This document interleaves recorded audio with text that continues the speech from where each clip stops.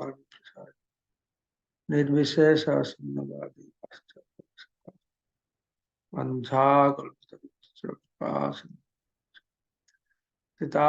पावन।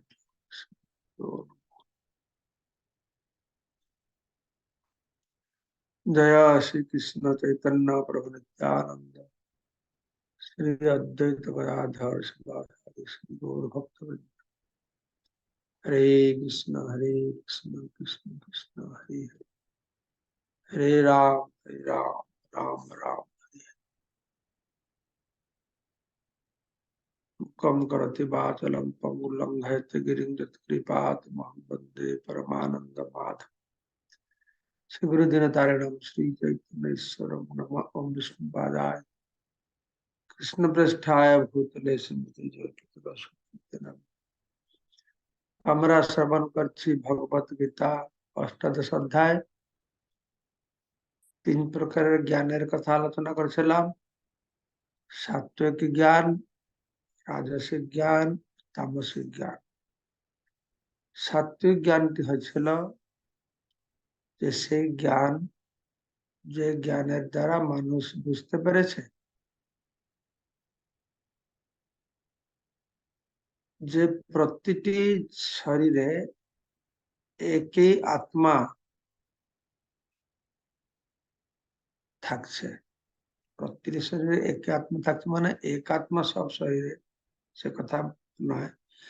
এক পরমাত্মা সব শরীরে থাকছে, ঠিক আছে।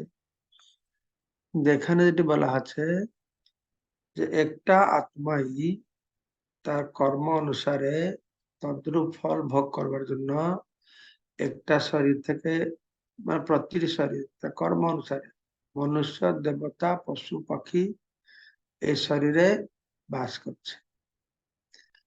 এই প্রকারের যে জ্ঞান, এই জ্ঞানটি হলো সাত্বিক জ্ঞান। রাজসিক জ্ঞান আমরা শ্রবণ করলাম যে প্রতিটি শরীরে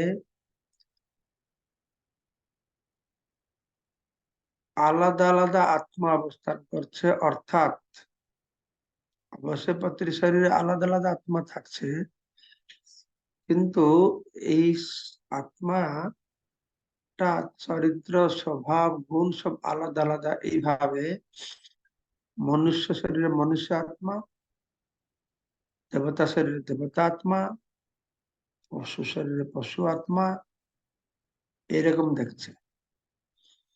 অর্থাৎ এটা হচ্ছে রাজসিক জ্ঞান।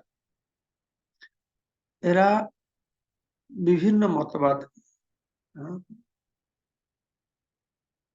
যে দেওয়া হচ্ছে যে এটা কেন হচ্ছে না, আমরা যে আলোচনা, লোকায়ত মতবাদ, বৈভাষিক মতবাদ, যেখানে বলা হচ্ছে শরীরটাই আত্মা, বা বলা হচ্ছে শরীর আত্মা থেকে আলাদা, কিন্তু শরীর মতন সাইজ হচ্ছে আত্মার। তাই বুদ্ধিস্টরা বলে যে আত্মাটা আছে অনিত্য, এইরকম যে জ্ঞানটা, বা বলা আছে আত্মা হচ্ছে ভগবান। এখানে লোকায়ত মত আছে, জৈন মত আছে, বুদ্ধিস্ট মত আছে, মায়াদিবাদী মত আছে, ন্যায় দর্শন আছে। লোকায়ত মত অনুসারে এই শরীরটাই হচ্ছে আত্মা। জৈন মত অনুসারে শরীর আত্মা থেকে আলাদা, কিন্তু আত্মার সাইজ আছে শরীরের সাইজ। বুদ্ধিস্টদের কথা আছে আত্মা আছে কিন্তু আত্মা আছে অনিত্য। আত্মার সম্পর্কে জ্ঞানটা আছে অনিত্য। তারপরে মায়াবতী, আত্মা আছে ভগবান। তারপরে ন্যায় দর্শন, আত্মা শরীর থেকে আলাদা, আত্মা আছে চিন্ময়। তো এইভাবে বিভিন্ন মতামত যারা গ্রহণ করছে তারা হলো রাজসিক। তারপরে হলো তামসিক। তামসিকটা কি? না, তামসিকটা বলছে যেহেতু কৃষ্ণ বেদ একস্মিন কার্যে সপ্ত অহেতুকম অতত্বার্থবৎ অল্পম চ তৎ তামসম উদাহরণ। তামস জ্ঞানটি হচ্ছে কৃষ্ণবৎ একস্মিন কার্যে, একটাই কার্যকে সবকিছু বলে মনে করে।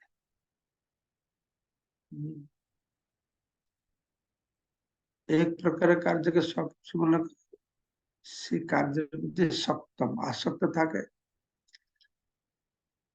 আরো সেটা কি হয়,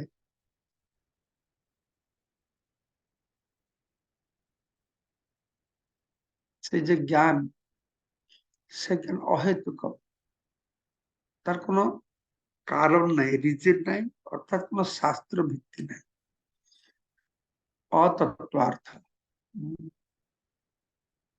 কারণ তত্ত্ব নেই, তার অর্থ নেই, আর অল্প। সেই তামসিক জ্ঞানটা অল্প, পশুদের মতো সেই জ্ঞানটা অল্প। সেই কথা বলা হলো তামসিক জ্ঞান।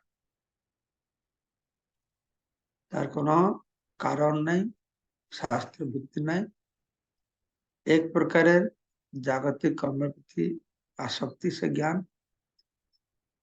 তার সত্য নেই, আর খুব অল্প। ঠিক আছে, সেটাই বর্ণনা করে বলা আছে যে এই শ্লোকে তামসিক জ্ঞানের কথা বলা আছে। ঠিক আছে,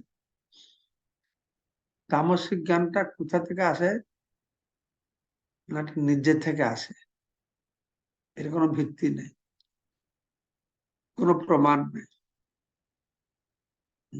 সে নিচে থেকে অহেতুক, নিজে থেকে আসে, শাস্ত্র প্রমাণ বিহীন। আর একস্মিক, এই জ্ঞানটা এক প্রকারের ভৌতিক কর্মে মগ্ন থাকে, আর কিছু বুঝে না। ভৌতিক কর্ম মানে স্নান, খাওয়া, স্ত্রী সঙ্গ করা, এসব বলা আছে।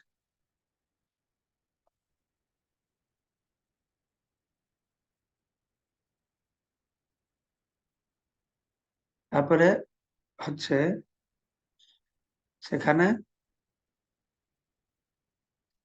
বৈদিক কর্মের প্রতি কোনো আসক্তি নেই, যজ্ঞ করবে, দান করবে, এসব। আরো অতত্ত্ব, সেখানে জীবনের লক্ষ্য সত্যকে লাভ করে, এই জ্ঞানটা সেই রকম জ্ঞান নয়, আর অল্প জ্ঞান। তার মতন যে মানুষের জ্ঞানটা অল্প, অল্প মানে কার মতন অল্প, মানে পশুদের মতন অল্প। হম পশুদের জ্ঞানটা সীমিত, আহার নিদ্রা ভয় মৈথুন নিয়ে সীমিত। সেটা কম, যে মানুষের জ্ঞান শুধু আহার নিদ্রা ভয় মৈথুন নিয়ে সীমিত, সেই জ্ঞান কোনো শাস্ত্র ভিত্তি নেই, তার কোনো লক্ষ্য নাই, উন্নত লক্ষ্য নেই, সেই জ্ঞানটি হচ্ছে তামসিক জ্ঞান। ঠিক আছে, তো এখানে বলা আছে, সরল ভাষায় বলা আছে,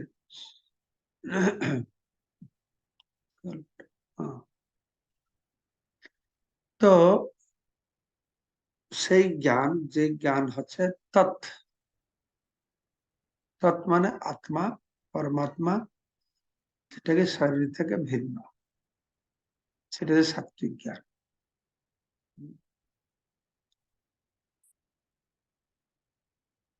আর রাজস্বিক জ্ঞান হচ্ছে এই বিভিন্ন মতবাদ থেকে যে জ্ঞানটা আসছে। আর তামসিক জ্ঞান হচ্ছে এই জড়, খাবো দাবো থাকবো, এই জ্ঞান নেই। হ্যাঁ? এটা সংক্ষেপে বলা হলো সাত্বিক জ্ঞান, রাজসিক জ্ঞান আর তামসিক জ্ঞান। তো শিল প্রভুপাদ বলছে যে তামসিক জ্ঞান কি, সাধারণ মানুষের জ্ঞানটাই তামসিক জ্ঞান। কেননা প্রতিটি জীব এই বদ্ধ অবস্থায় সে তো অজ্ঞান অন্ধকার থেকে জন্ম হয়, তার জন্ম হয়। সবাই অজ্ঞান অন্ধকার থেকে জন্ম। তারপরে কি হয় না, যথার্থ শাস্ত্র বা প্রামাণিক ব্যক্তিদের কাছ থেকে তারা জ্ঞান আহরণ করে। কিন্তু যারা শাস্ত্র প্রামাণিক ব্যক্তিদের কাছ থেকে জ্ঞান আহরণ করে না, তাদের জ্ঞানটি শুধু এই দেহ ভিত্তিক জ্ঞানের মধ্যে সীমিত থেকে যায়। সে শাস্ত্র কথানুসারে কাজ জ্ঞান গ্রহণ করতে হয় না, নিজের জ্ঞান উপরে খাবে দাবে ঘুমাবে বাসা হয়ে গেল। ভগবান টগবান কিছু নেই, টাকাই ভগবান, টাকাই ভগবান। আর জ্ঞান কি, তার দ্বারা শরীরের ভোগ বাড়বে, ভোগ লাভ হবে, এটাই জ্ঞান। মানে এই জ্ঞানের পরম সত্যের সঙ্গে কোনো সম্পর্ক নেই। মানে এটা হচ্ছে অল্প পশুদের জ্ঞানের মতো, আহার নিদ্রা ভয় মৃত্যুর মধ্যে সীমিত। তো এই প্রকারের জ্ঞান হচ্ছে তমগুণের জ্ঞান। পক্ষান্তরে বলা আছে যে আত্মা নিয়ে যে জ্ঞান, সেটা কি শরীরের ঊর্ধ্বে, আত্মার যে জ্ঞান সেটা হচ্ছে সাত্বিক জ্ঞান। তারপরে যে জ্ঞান বিভিন্ন প্রকার মানসিক কল্পনা জল্পনা এবং ভৌতিক কারণ দিয়ে বিভিন্ন লোকের কাছ থেকে গ্রহণ করা আছে, সেটি হচ্ছে রাজসিক জ্ঞান। আরো যে জ্ঞানটি শুধু শরীর ভিত্তিক, শরীর সুখের জন্য, সেটা হচ্ছে তামসিক জ্ঞান। আমি আশা করছি এখন আপনাদের তিন প্রকারের জ্ঞানের সম্পর্কে কিছুটা হলেও ধারণা এসেছে। তো এখানে হচ্ছে কর্ম, জ্ঞান কর্ম কর্তা, এই তিনটের উপরে ভগবান আলোচনা করছেন। কর্ম সেরকম শুরু হচ্ছে সাত্বিক কর্ম। সাত্বিক কর্ম কি, নিয়তম সংগরহিতম রাগ দ্বেষ অরাগ দ্বেষ কৃতম অফল প্রেপসুনা কর্ম যত তৎ সাত্বিক উচ্চতে। সেই কর্মকে সাত্বিক কর্ম বলা হয় যেই কর্ম হচ্ছে নিয়তম, নিয়মিত ভাবে শাস্ত্র নির্দেশ অনুসারে, শাস্ত্র নির্দেশ দ্বারা নিয়ন্ত্রিত হয়, নিয়মিত ভাবে যে কর্ম করা আছে তাকে বলে নিয়তম। নিয়ত মানে নিয়ন্ত্রিত, নিয়ত মানে নিয়মিত ভাবে, আর নিয়ত মানে শাস্ত্র নির্দেশিত, অর্থাৎ শাস্ত্র নির্দেশ অনুসারে নিয়ন্ত্রিত ভাবে, শাস্ত্র নির্দেশ অনুসারে নিয়ন্ত্রিত হয়, নিয়মিত ভাবে যে কর্ম করা হয় তাকে বলে সাত্বিক কর্ম। আর সেই কর্মটি কিরকম না, সঙ্গরহিতম। সঙ্গরহিতম মানে, সঙ্গ মানে আসক্তি। সেখানে কোনো আসক্তিহীন ভাবে সে কাজ করছে। তো নিয়তম, নিয়তম সংগরহিতম অরাগ দ্বেষতঃ কৃতম।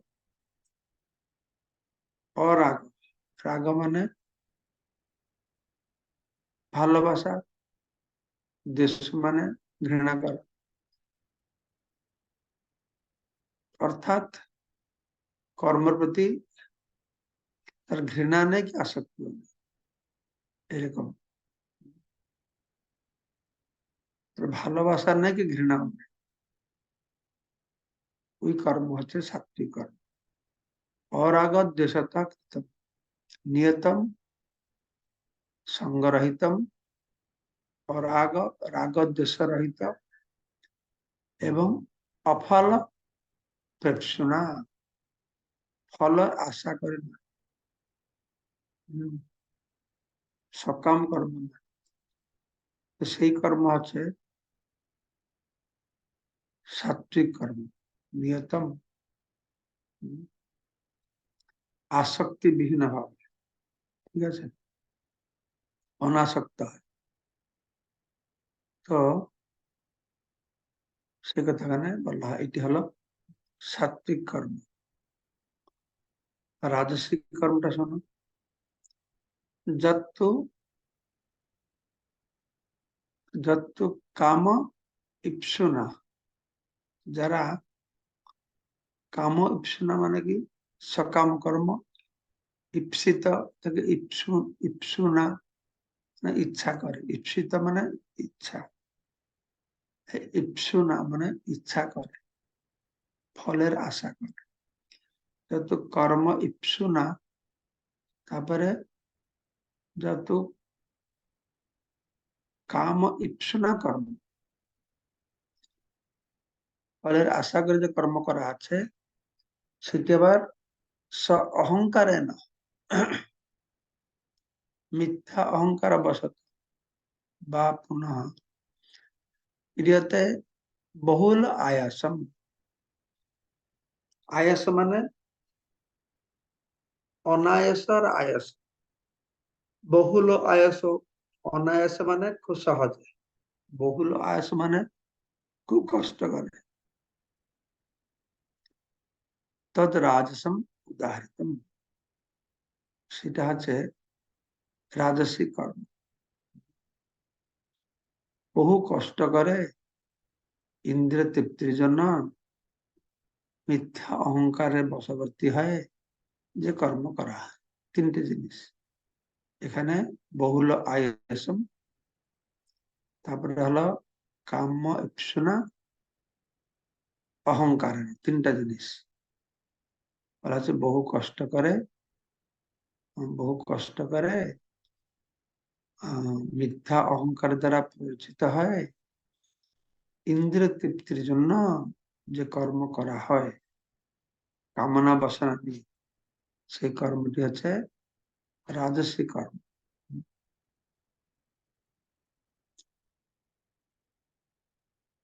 যে আমি করছি এই অহংকার, আর খুব কষ্ট করছে, বহুল আয়াস, এটা হলো রাজস্বিক কর্ম। তামসিক কর্ম কি হলো না, অনুবন্ধম ক্ষয়ম হিংসাম অনপেক্ষা চ পৌরুষম মোহাত আরভ্যতে কর্ম যত তামসম উচ্চতে। সেই কর্মকে তামস কর্ম বলা হয় যে কর্ম অনুবন্ধম, ভবিষ্যৎ বন্ধনের কারণ হবে, ক্ষয়ম ক্ষয়ক্ষতি করবে, হিংসা অপর প্রতি হিংসা করবে, পৌরসম অনপেক্ষ, তারা কি যে ফল হবে কি নাই, ভালো মন্দ, তার কোনো অপেক্ষা নেই, তার বিচার নেই, নিজের ইচ্ছা অনুসার করে। আর সেই কর্মটি মোহবশত করে। এইভাবে যে মোহাত আরভ্যতে কর্ম শুরু করবে, তামসম উচ্চতে, তাকে তামস কর্ম বলে বর্ণনা করা আছে। তামস কর্মের অনেকগুলো লক্ষণ বর্ণনা করা হয়, ঠিক আছে। মোহ থেকে করবে, আর কোনো শাস্ত্রীয় নির্দেশকে মানবে না, ভবিষ্যতে যে বন্ধন কর্মফল সেগুলো চিন্তা করবে না, সে হিংসা করবে, অপরকে দুঃখ দেবে, এই হচ্ছে তার কারণ। তার ফলে কি হবে, সেই কর্ম তার বন্ধনের কারণ হবে, সে কর্মটি খুব কি হবে, বিনাশকারী হবে, নিজের ক্ষতি করবে, তার কোনো বিচার নেই যে কি কর্ম করলে কি ফল হবে না হয়, পাগলের মতো, উন্নত পাগল। ঠিক আছে, তো ভগবান এই 3টি শ্লোকে বিভিন্ন প্রকার কর্মের কথা বর্ণনা করছেন। ঠিক আছে, সে কর্মবন্ধন অনুবন্ধ,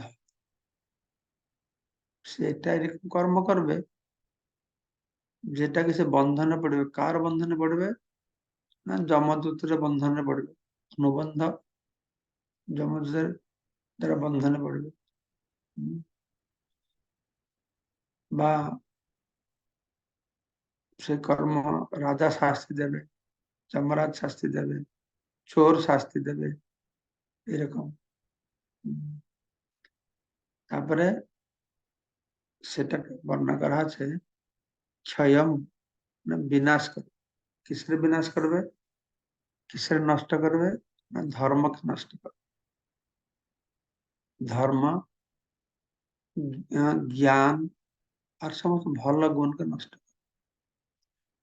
শ্লোকে অনুবন্ধম, ক্ষয়ম, হিংসাম, অনপেক্ষ, তারপরে পারুষম, মোহা, এই শব্দগুলো ব্যবহার করা হয়েছে। ঠিক আছে, তো প্রতিটি শব্দ একটু বিশদ ব্যাখ্যা করা হয়েছে। যেরকম শ্লোকে বলা হলো অনুবন্ধম, মানে বন্ধন। কিসের বন্ধন না, যমদূতের বন্ধন, রাজার দ্বারা বন্ধন, চোর ডাকাতের দ্বারা বন্ধন। ঠিক আছে, সেরকম বলা আছে ক্ষয়, মানে বিনাশকারী। সে কিসের বিনাশকারী না, ধর্ম, জ্ঞান, সদ্গুণাবলীর বিনাশকারী। ঠিক আছে, তারপরে হিংসা, হিংসা মানে সে নিজেরই ক্ষতি করবে, নিজেকে ধ্বংস করবে, নিজেকেই ধ্বংস করবে। আর সেটা হচ্ছে অনপেক্ষ, কোনো বিচার নেই, কোনো অপেক্ষা নেই, এর ফল কি হবে, ভালো হবে মন্দ হবে, করেই যাচ্ছে। পৌরুষ, এইভাবে যারা ভৌতিক মানুষের যারা কর্ম করা হচ্ছে, মোহাত, মোহর বশবর্তী হয়। তাকে বলা আছে যে তামসিক কর্ম। এভাবে সাত্বিক কর্ম, রাজসিক কর্ম, তামসিক কর্ম আমরা সেবন করলাম।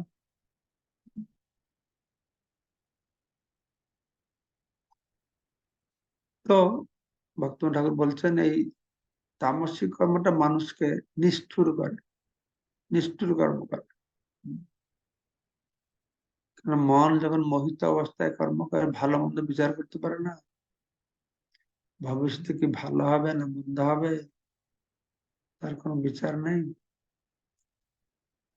তো 3 প্রকারের কর্ম হয়ে গেল, 3 প্রকার জ্ঞান হয়ে গেল, 3 প্রকারের কর্তা আমরা সেবন করব। মুক্ত, মুক্ত সঙ্গ,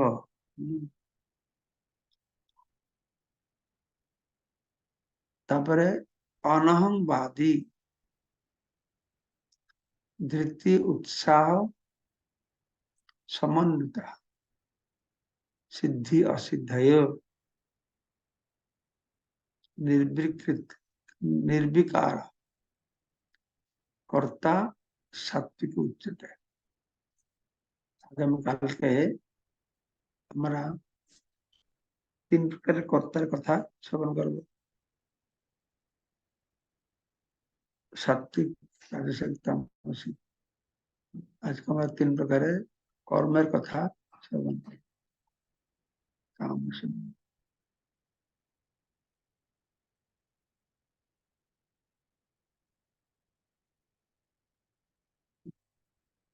কোন প্রশ্ন যদি আছে?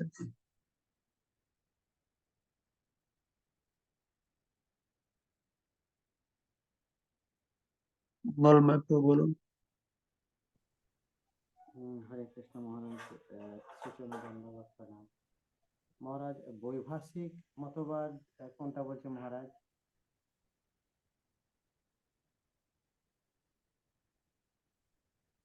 বৈভাষিকটা যে কিছু বুদ্ধিস্টদের মতবাদ,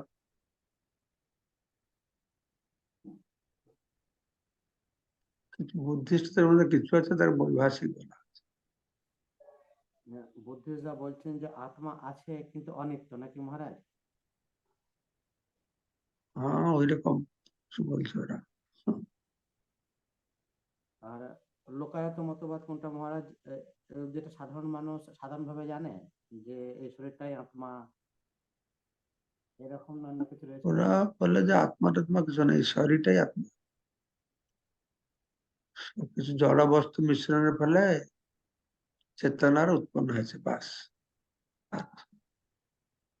আমি ওটা বললাম না ধারাবাহিক ভাবে। লোকায়ত ন্যায়, লোকায়ত হচ্ছে ওইটাই, শরীরটাই আত্মা, বাস। আর কি, শরীর শেষ, আত্মা শেষ। মানে আত্মা ওটা আলাদা কিছু জিনিস নেই, আত্মা বলে কিছু নেই, বাস। এটা হলো কথা। জড় বস্তুর মিশ্রণ ফলে এই আত্মার সৃষ্টি হয়েছে, এবার চেতনার সৃষ্টি হয়েছে। আত্মাকে তো মানেই না, চেতনার সৃষ্টি হয়েছে। ঠিক আছে, আর কোনো প্রশ্ন আছে?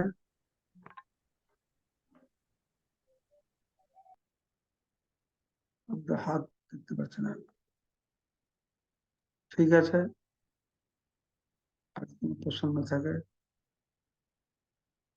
এইরকম প্রথমত ত্যাগ ও সন্ন্যাসের কথা বললেন। 3 প্রকারের ত্যাগের কথা আমরা শ্রবণ করলাম। তারপরে জ্ঞান, জ্ঞাতা, করণ, কর্মকর্তা শ্রবণ করলাম।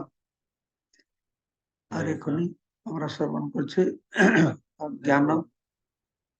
জ্ঞান 3 প্রকারের জ্ঞান, 3 প্রকারের কর্ম, আর 3 প্রকারের কর্তা কালকে শ্রবণ। ঠিক আছে, তাহলে সবাইকে অশেষ ধন্যবাদ আজকের এই গীতামৃত অনুষ্ঠান যোগদান করবার জন্য। বাঞ্ছা কল্পতরুভ্যশ্চ